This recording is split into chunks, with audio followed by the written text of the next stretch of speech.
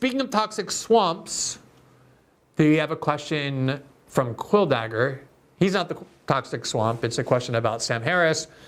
And it reads this, quote, your tweet about Sam Harris and his, quote, exception was really something. Could you elaborate on his whole shtick? It seems like this isn't just a post-October 7th thing. All right, so some of you may remember this, some of you may not know, but when I was at The Guardian, and this was April 2013, it was like 3 months before the Snowden reporting began. That began in June. So it was like 2 months before that reporting began. I wrote a article on Sam Harris because this is when like the new atheist movement was kind of at its peak.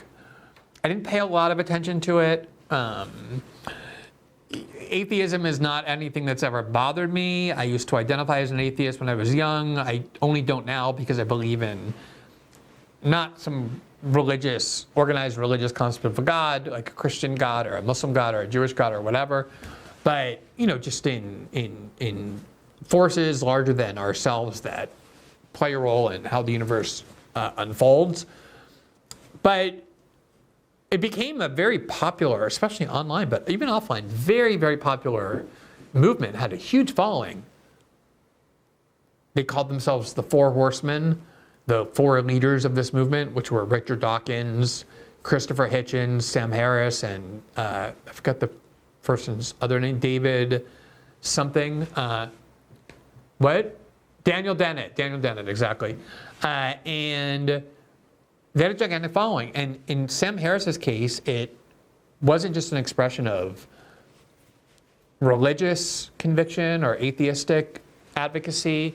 He commandeered it for blatantly political ends.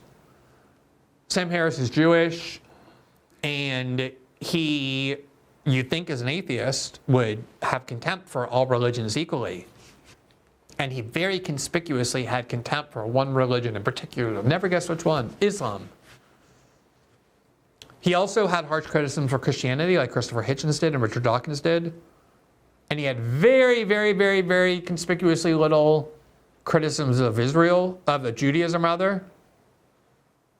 But also, it just so happened that all of his political views perfectly aligned with the kind of views someone would have if you were devoted to Israel. Namely, he was a big supporter of the war on terror. He used to write articles in like the Huffington Post, like, are there good justifications for torture? Clearly intending to remove the taboo for torture. But since he never came out and said, I'm pro-torture, just saying, here's all the reasons why torture might be justified. If he said, oh, he wrote a pro-torture article, he'd say, how dare you distort what I said? But everything about U.S. foreign policy from a neocon perspective, Sam Harris was commandeering his supposed new atheism in order to fuel. And he did it from this position like, I'm a liberal. My new atheism comes from my liberalism. I hate Islam because it doesn't respect women's rights and gay rights and et cetera, et cetera. And it commandeered a lot of liberals into this political agenda under the atheism was kind of like the candy offered at the playground. But the politics were what happens once you lure the kid into the car. And so many liberals thought they were being taught this like very rational, untribalistic, or anti-tribalistic philosophy, when in fact, at least from Sam Harris's perspective, nothing could have been more tribalistic. And he had a podcast about why I don't criticize Israel. So, hey, wow, what a coincidence. Here you have a state explicitly constructed around religious identity, the Jewish state, or ethnic tribes that are adjacent to religious identity, Judaism. Like the living embodiment of what you're supposed to be against if you take anything that what you're saying seriously. And he'd always talk about the IDF as the most moral army in the world. He talked about why he doesn't criticize Israel. And he would somehow try and reconcile his support for Israel, again, an ethno-religious state based on the supremacy of one particular faction, sectarian faction, Jews, with his posturing as someone who's so rising above it, just a vessel of objectivity, no allegiance to tribe or religious identity or identity politics. He hates all that, and yet noticeably not only would refrain from criticizing Judaism in Israel, even if he was bashing particularly Islam, but Christianity as well. But every other view that he had about bombing, about enemies, it all aligned with what you would expect a standard neocon to believe in and to disseminate and defend. And but for writing this article where I kind of dissected what were the obvious inconsistencies in the new atheist movement as expressed at least by Sam Harris, and for suggesting that what he was saying was his worldview was not in fact his worldview, that it was a facade in disguise to mask what the real worldview was, that was actually the exact opposite of what he was claiming he was. Sam Harris went on a jihad against me that lasted years. Actually, to this day, if my name comes up, he'll just explode. I'm the worst person ever to exist in media. I mean, he pretty much has that with every single person that disagrees with him. He once went on Ezra Klein's podcast, like Ezra Klein, the most anodyne, restrained person in media practically, tries very hard never to engage in vituperative exchanges or harsh criticism, unlike myself. And he came out of that same thing, accusing Ezra Klein of criticizing him in bad faith, distorting all his words. And he used to have a very large following who would just immediately go after anybody that he pointed them toward. And, this went on for years with him just because of that one article. And obviously, I repeatedly defended my views of Sam Harris, but at some point I just decided he really wasn't worth it any longer. I said what I had to say, and he just continued to go on. So many shows you can find him talking about me for years and years and years for that. So Sam Harris has lost a lot of his following, but not all of it. He mostly became this sort of, he became obsessively anti-Trump and obsessively pro-establishment, which didn't surprise me in the least. He was contemptuous of anybody questioning any of the orthodoxies around COVID. He despises Trump. He turned against all the Silicon Valley friends that he used to have, including Elon, as well as people like Joe Rogan, because they were questioning establishment dogma or not seeing Trump as Hitler the way he saw them. He had one very notorious clip in 2020 after it became obvious that the media had lied by saying the Hunter Biden laptop was Russian disinformation. And he basically said, I consider Trump so blatantly evil and so inferior morally and ethically to Democrats that the most important thing is to stop him. And if that means that somebody lied to do it, I really am not bothered by it. I think it's justifiable. The means justify the end of destroying Trump. Of course, he denies that's what he said. Everybody can listen to the video. It's exactly what he said. And as a result, he's lost a big part of his following that he used to have, because even though he claimed to be a liberal, a lot of them were right-wing. A lot of them were just mostly motivated by his contempt for Islam. At one point he said on Bill Maher's show, actually no, it's somewhere else, he went on Bill Maher to defend it. He was on with Ben Affleck, who attacked him quite eloquently actually, but Sam Islam said something like, Islam is the motherhood of bad ideas. She's supposed to be an atheist, supposed to have contempt for all religions, but no, Islam, by huge coincidence, happened to be the one that Sam Harris hated most. A lot of people who were anti-Muslim more than they were anything else found him very appealing. Coincidentally, he comes from an extremely wealthy family. His mother was the creator and showrunner and screenwriter of multiple successful shows, including The Golden Girls and Soap. And by the way, Soap was actually a very risque, but I thought very good show in the late 1970s, early 1980s, way ahead of its time, but it discovered Bill Kristol. Anyway, he comes from a very wealthy, prominent family as well, and he kind of has that mindset of it.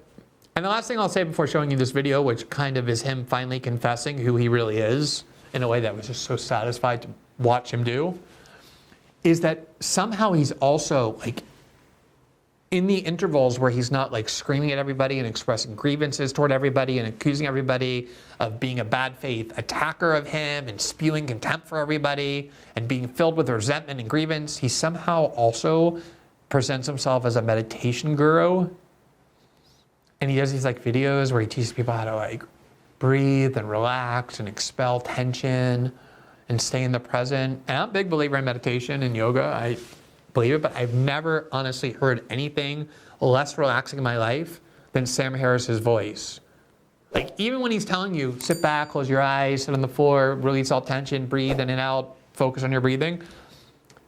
His voice still sounds so filled with hatred and resentment and anger and grievance that I can't imagine anyone like relaxing in any way by closing your eyes and listening to Sam Harris's voice.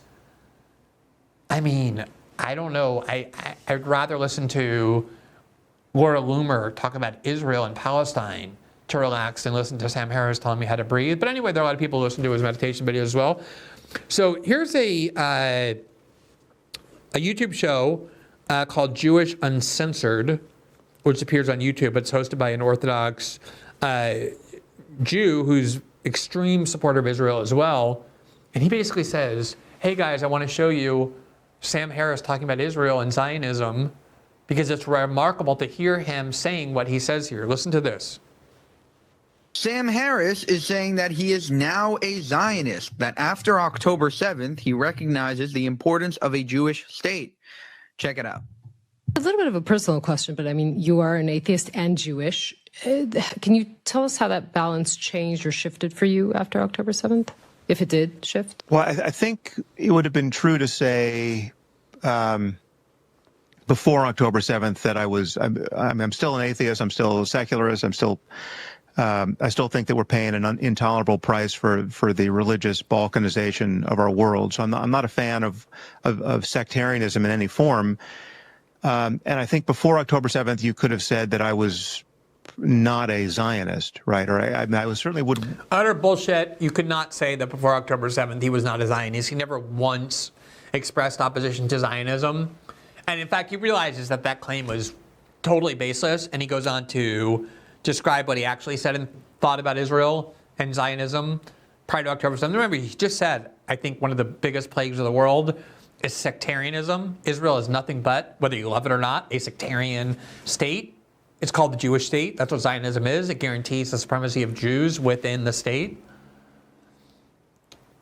Obviously, you cannot reconcile love of Israel and support for Zionism on the one hand with your view that sectarianism is the greatest evil on the other. They're completely antithetical. He's basically saying, I believe sectarianism is the greatest evil, except I have exceptions for my principles that's called Israel and Zionism. Shockingly, that just so happens to be my own group, for which I've made an exception. But it's totally coincidental. I'm extremely objective. I rise above tribalism. It's pure coincidence. But here's what he goes on to say. I certainly would be willing to call into question the legitimacy of organizing a state around a religion or a religiously identified ethnicity, right? You know, Judaism in this case. I mean, I think I released a podcast some years ago titled, why don't I criticize Israel? ? Yeah, it was 10 years ago. Yeah, and there I gave a fairly equivocal and frustrating defense of Israel, but I mean, I was... Wait. So, do you see how he shifted? He's like, I wasn't a Zionist prior to October 7th. And then like a minute later, he's like, yeah, I did a podcast called Why Don't I Criticize Israel, in which I offered a defense of Israel. He was frustrated, though. It was like reluctant. So internally, he was just like, not sure if this is totally valid, given all the other things I pretend to be. But I'm going to explain to you why I never criticized Israel, in fact, why I defend it. Well before October 7th. He's now trying to suggest, I was an anti-Zionist before October 7th. October 7th showed me the virtue. He was always a Zionist. And he even says it right there. He just claims but back then I was kind of reluctant. Like I hesitated, I realized that it was a complete contradiction of everything I pretended to believe in, but I nonetheless defended it, but with reluctance. I was troubled by, as someone who believes that we are paying this intolerable price for sectarianism, I was troubled by the seeming contradiction in defending the Jewish state, and for me, the seeming contradiction. It's just for you idiots out there, for you intellectual mediocrities, it may seem like it's a contradiction. On the one hand, to go around accusing everybody of destroying humanity because of sectarian allegiances, and then at the same time defending a state of Israel based on a new philosophy called Zionism, that's nothing other than a country formed based on sectarian identity and sectarian allegiance and sectarian superiority. It may seem like there's a contradiction there to you idiots, even though I think in a much deeper way, so I understand why it's not a contradiction. And then he goes on for this. Just nets out to the only real defense is the ambient level of genocidal intolerance that's directed at Jews, right? I mean, just and yet before October 7th, even there, I felt like I was paying lip service to the legacy of the Holocaust without really having my heart was really not quite in it, because it still seemed kind of hypothetical to me. I mean, because in my life, anti-Semitism has not seemed like a real variable at all. And apart from the Islamist version of it, it seemed to have been, more or less fully defanged, the world over. But given October 7th and given the response to it in the West, both on the left and on the right politically, but even most especially on the left, I mean, that was the most surprising. I'm really, just kind of an unapologetic Zionist at this point. I mean, I just say, like, who can be counted upon to defend the Jews but the Jews? I think that's a question that for which you have to err on the side of the most cynical and depressing answer, which is, only the Jews can at the end of the day be counted upon to defend themselves. And I think they should have the right to do that. And having a Jewish state seems like certainly at the moment the only rational backstop to that project. Now watch the approval that this provokes in this Orthodox Jewish gentleman who reveres Israel.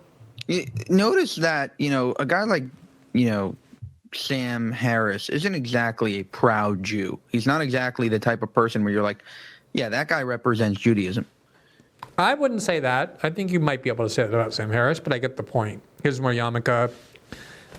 He doesn't explicitly claim that his identity is based on his Judaism, even though it is, so I understand the point. And yet even he is like waking up like, wow, what's going on? This guy hates Jews. That guy, everybody hates us. Like, the fact that somebody who is an atheist, a self-proclaimed atheist, doesn't really believe in God, but still recognizes the level of Jew hatred that is just swirling all around, and is like, yeah, we sort of need a state. For a long time in conservative discourse, even more centrist discourse, there grew a lot of frustration and ultimately contempt for victimhood narratives. Black people saying we've been uniquely victimized, so we deserve these special protections. Latinos saying we're uniquely victimized, we have to migrate, we deserve these special protections. Women saying they've been uniquely victimized throughout the ages and they deserve special protections.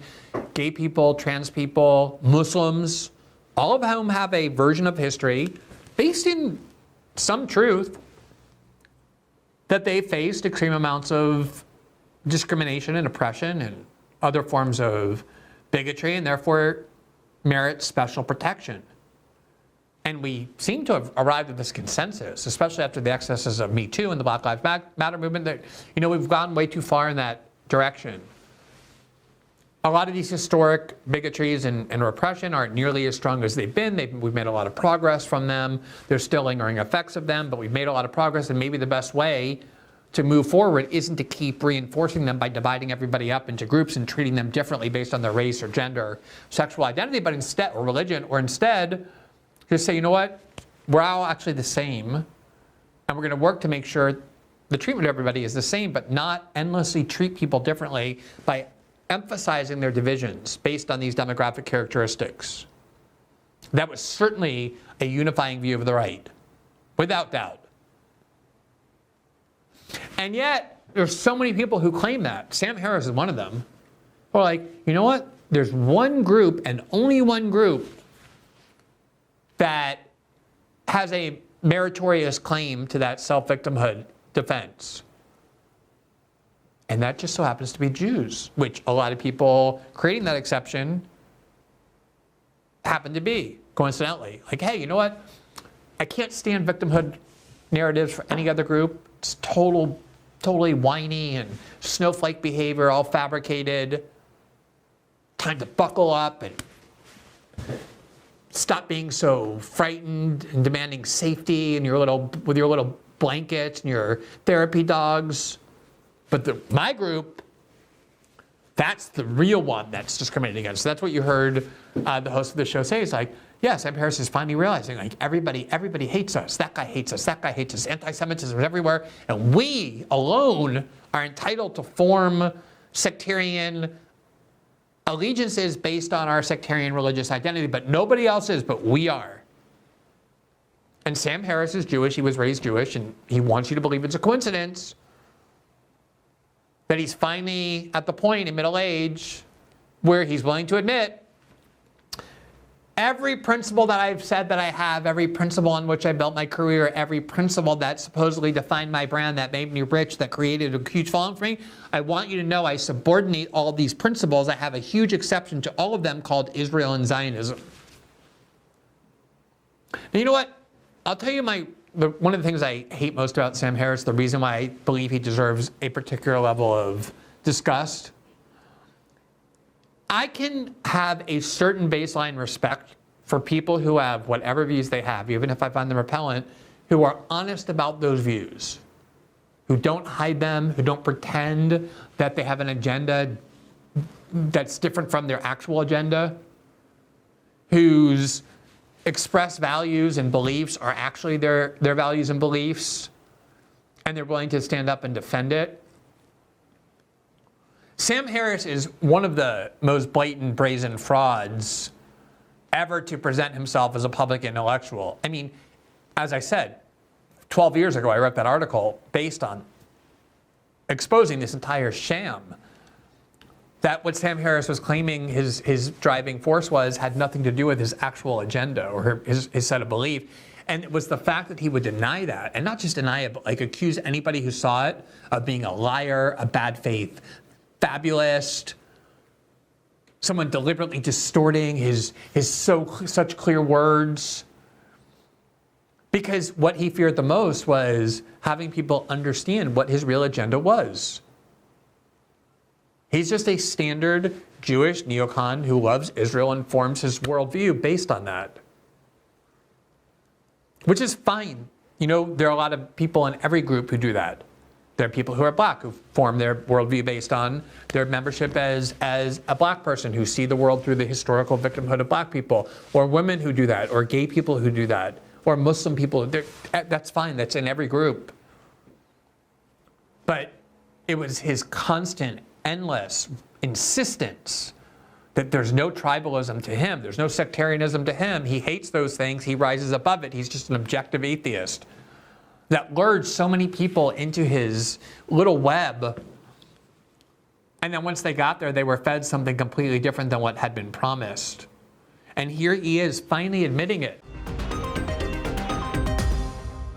Thanks for watching this clip from System Update, our live show that airs every Monday through Friday at 7 p.m. Eastern, exclusively on Rumble. You can catch the full nightly shows live or view the backlog of episodes for free on our Rumble page. You can also find full episodes the morning after they air across all major podcasting platforms, including Spotify and Apple. All the information you need is linked below. We hope to see you there.